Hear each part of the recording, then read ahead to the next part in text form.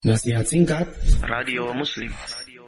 Allah firmankan dalam surat Al-Mu'minun, orang-orang yang memberikan apa yang telah mereka berikan dan hati mereka takut, apakah mereka itu orang-orang yang berzina, orang-orang yang mencuri, orang-orang yang meminum khamar? Orang-orang yang takut itu apakah orang-orang yang berzina, mencuri dan meminum khamar? Qal la ya ibnata Abi Bakrin aw ya ibnata As-Siddiq.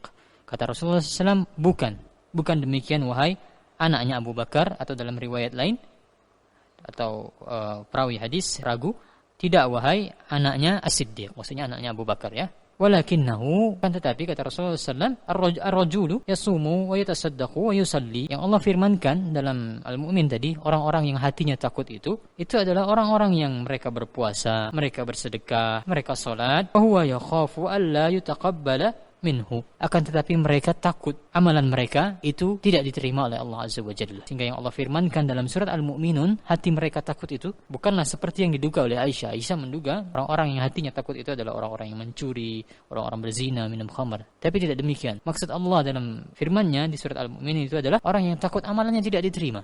Ya, mereka sholat, mereka berpuasa, dan mereka bersedekah. Tapi mereka takut amalannya tidak diterima. Maka mengingatkan saya pada kisah yang ma'ruf ketika Syekh Abdul Aziz bin Baz itu menafsirkan surat Al-Baqarah ketika Allah menceritakan tentang Nabi Ibrahim, wa iz yarfa'u Ibrahim al-qawa'ida minal bait wa Ismail rabbana taqabbal minna. Ketika Syekh bin Baz menafsirkan ayat ini dalam surat Al-Baqarah, dan ketika Ibrahim menegakkan tiang-tiang dari Ka'bah bersama Ismail, maka mereka berdua pun berkata, Rabbana taqabbal minna, ya Allah, terimalah amalan kami. Maka ketika menafsirkan ayat ini, Syekh bin Baz rahimahullah ta'ala, beliau menangis lebih dari 5 menit. Apa kata Syekh bin Baz? Amrun makhsus, li'abdin makhsus, li'amalin makhsus, fi makanin makhsus, wa ma'a dhalika yas'alullah al-qabul. Kata Syekh bin Baz, perintah ini adalah perintah yang khusus dari Allah Azza wa Jalla, diberikan kepada hamba yang khusus pula.